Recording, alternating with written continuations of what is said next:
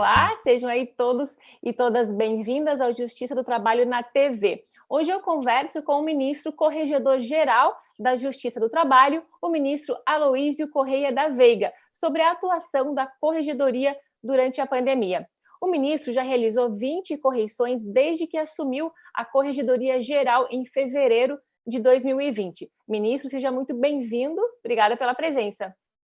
Muito obrigado. Eu cumprimento a todos. Para mim é uma satisfação, não é, estar com todos, não é, do Tribunal Regional do Trabalho da 12ª Região, sobretudo aqueles que nos assistem, não é, e dizer exatamente da minha que a atividade correcional é uma forma de interação entre os tribunais regionais e o Tribunal Superior do Trabalho, notadamente pela atividade correcional que nós exercemos na atividade da corregedoria, que ela é ordinária e realizada normalmente, deveria ser anualmente, mas, na realidade, pelo número de tribunais regionais do trabalho do país, ela se dá normalmente de 2 em 2 anos, não é?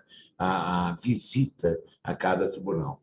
Esse ano, é verdade, com uma nova modalidade, diante da história da pandemia e, sobretudo, dessa restrição, não é, e desse isolamento social que nos foi imposto por essa crise sanitária tão violenta para nós, não é? E desenvolver esse trabalho, é verdade, dentro dessa modalidade, é uma nova experiência, mas, mesmo assim, não deixou de ser, inclusive, eficiente toda essa atividade e o fato de estar com o tribunal. E para a gente, então, começar, ministro, eu gostaria que você falasse um pouco sobre a atuação da Corregedoria Geral da Justiça do Trabalho e também como é que é a atividade correcional, né? Como é que é esse trabalho de correição ordinário que o senhor desenvolve nos regionais? A atividade correcional e a atividade da Corregedoria Geral da Justiça do Trabalho, ela tem que ver com a questão administrativa e disciplinar de toda a estrutura do Poder Judiciário, não é? E ela é responsável exatamente por esse acompanhamento com relação à esfera administrativa, à atuação administrativa do tribunal e, naturalmente, também a questão da disciplinar de todos os integrantes dos tribunais regionais de trabalho do país. E essa atividade correcional é desenvolvida não só com esse aspecto da fiscalização, de controle disciplinar, mas há políticas públicas de engajamento com relação à eficiência na prestação jurisdicional. Não é? Ferramentas hoje que nós utilizamos com esse novo modelo tecnológico, não é? Sobretudo em face das ferramentas necessárias para a agilização, por exemplo, da fase de execução, que é o gargalo de todo o judiciário, não é?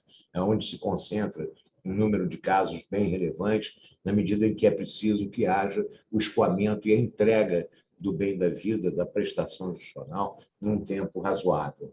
E essa atividade correcional ela diz respeito também a uma série de outros fatores, de políticas públicas mesmo, ações afirmativas, enfim, todo esse compartilhamento da atividade dos tribunais regionais em relação à uniformização até de procedimentos com relação à atuação nessa esfera, na área administrativa.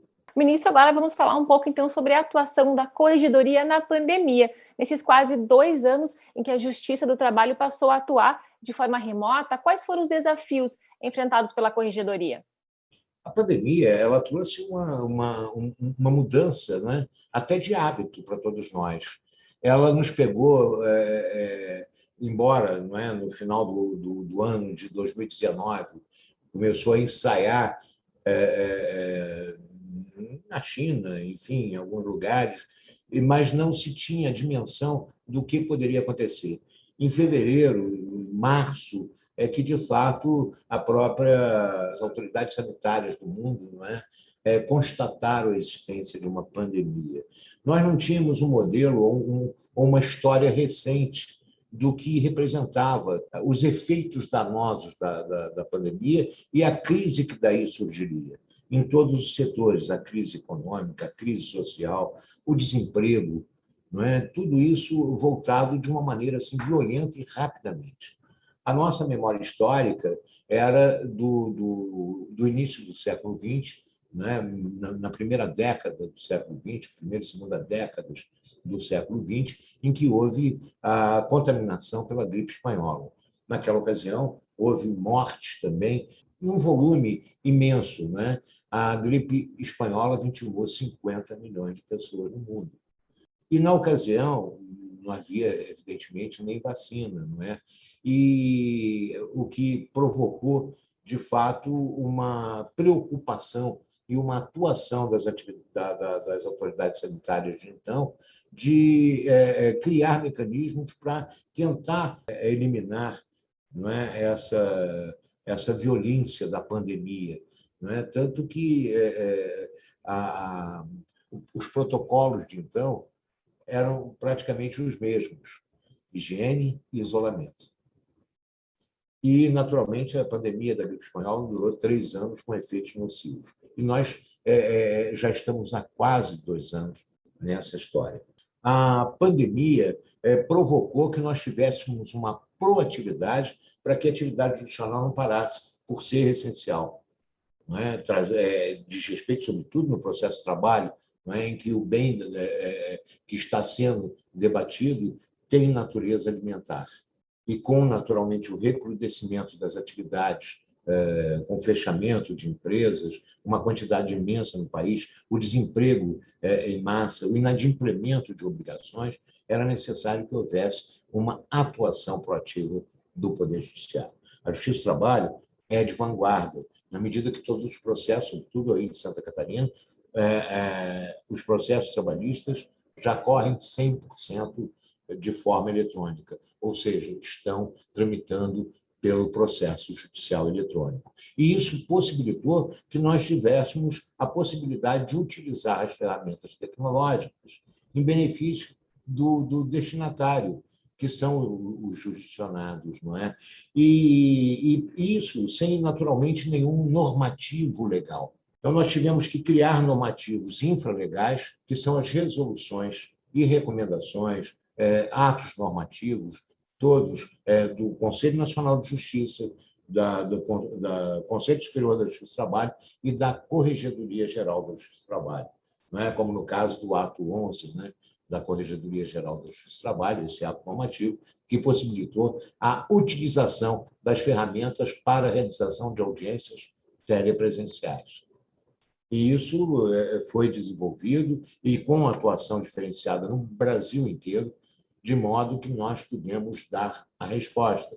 Diferentemente de outros órgãos do Poder Judiciário, que os processos tramitavam de forma física. Nós, que tínhamos o processo eletrônico, pudemos exatamente proporcionar à sociedade a atuação da jurisdição nesse momento tão difícil. Bom, ministra, a gente pode dizer, então, que nesse cenário todo, o processo judicial eletrônico foi fundamental para a Justiça do Trabalho conseguir, então, manter a prestação jurisdicional.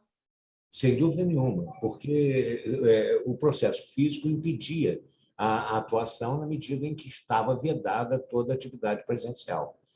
E o processo eletrônico tem a possibilidade de nós desenvolvermos dentro dessa estrutura a utilização na atividade telepresencial, porque o peticionamento eletrônico, a documentação que vem para o processo por meio eletrônico, enfim, toda essa estrutura proporcionou que nós pudéssemos realizar não só as audiências no primeiro grau de jurisdição, como toda a atividade judicial, na fase de execução, enfim, e provocando exatamente o cumprimento dessa obrigação.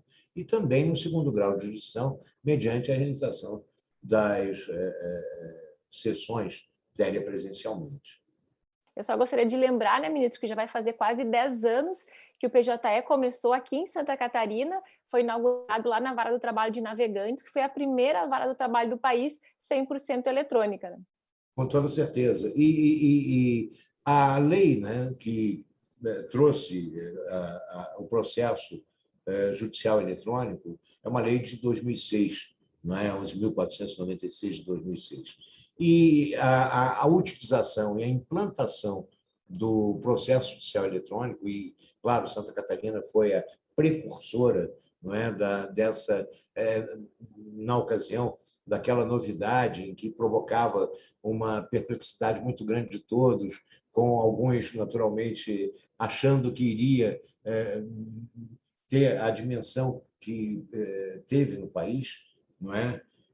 Mas havia entusiastas nesse sentido. Um deles era o presidente do Tribunal Superior do Trabalho na ocasião, o ministro Orestes Dallazen, e eu, na ocasião, estava dirigindo a escola judicial, não é? A ENAMAT, e pudemos, primeiro, a implantação do processo judicial eletrônico, depois a capacitação dos magistrados, dos servidores, enfim, para que pudesse utilizar com segurança essa nova fase, essa nova era do processo judicial. Há uma diferença imprescindível nesse momento que nós utilizamos mesmo essas ferramentas tecnológicas para essa finalidade. Foi, de fato, um avanço excepcional na atividade judicial. Uhum. Ministro, e como que o senhor avalia, então, de uma forma geral, a atuação da Justiça do Trabalho para se adaptar às mudanças, né, a todas essas mudanças que a gente viu que foram impostas em função da pandemia? Toda mudança ela provoca de início, né, uma certa resistência natural, não é? É a resistência ao novo, pelo desconhecimento. Claro, com alguma dificuldade inicial, isso todos nós tivemos, mas era possível. E o que se procurou trazer com essa estrutura era a realização do possível. Aquilo que é possível se faz. O que não poderia era ficar paralisado a atividade judicial. E esse possível foi realizado com uma vamos dizer assim, ampliação muito grande que, de fato, resolveu todas as questões que eram impostas à sociedade nesse momento. Tá certo. E, ministro, o senhor esteve à frente, então, da correição ordinária aqui do TRT de Santa Catarina, realizada no início de outubro. Como que o senhor avalia a atuação do regional? Santa Catarina é um lugar diferenciado, não é? Primeiro, pela beleza natural. Segundo, pela qualidade de vida. E terceiro, porque o tribunal tem uma história de atuação diferenciada nesse sentido. Então, foi para nós, é claro que a atividade correcional ela dura a semana inteira, e ali nós fazemos todo o levantamento da atuação do tribunal. E o tribunal realmente tem uma história de atuação e ela se revela nesses momentos, não é? É um tribunal que tem uma bagagem de atuação e realmente organizado. É o que nós sentimos com nessa atividade de correição. É claro que todas as correições elas resultam, não é, em recomendações. As recomendações têm o propósito de aperfeiçoar o sistema. E hoje, naturalmente, nós temos uma série de normativos, né, voltados à atuação jurisdicional e que é necessário uma frequente atualização. E, naturalmente, o número de recomendações para o tribunal foram muito poucas recomendações, né? E todas elas dizem respeito à questão formal da atualização pelos meios normativos, né, de regência trazidos pelo Conselho Nacional de Justiça, pelo Conselho Superior da Justiça do Trabalho, enfim, pela Corregedoria Geral, com esse propósito de uma uniformização dessa atividade administrativa. Ministro, e como corregedor, então, o senhor tem a possibilidade de conhecer todos os regionais do trabalho do país. Quais as boas práticas adotadas pelos tribunais nesses últimos 2 anos que o senhor destacaria? Olha, a boa prática, não é, que está tendo uma repercussão muito grande, são os métodos consensuais de solução de conflito, né, realizado através da atuação dos sejusques. Porque, por essa modalidade, pela autonomia da vontade, se resolve o conflito de interesses com maior eficiência. É preciso entender o seguinte: é o acolhimento do judicionário. É preciso que ele tenha um espaço para que ele possa ser ouvido. E ali, naturalmente, com a participação dos conciliadores, dos juízes, enfim, dá à sociedade essa primeira oportunidade de ser ouvido, dos litigantes serem ouvidos. Nesse sentido, uma vez ouvidos, há naturalmente um encontro de uma solução amigável, consensual para o conflito de interesse.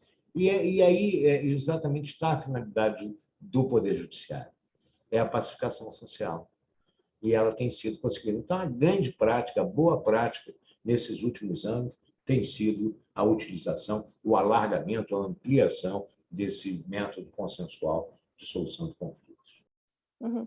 Inclusive, acredito que tenha sido uma das principais recomendações desta corregedoria, né, da Justiça do Trabalho, de que todos os casos, aí, principalmente que se tratavam da Covid-19, buscassem essa composição mais amigável.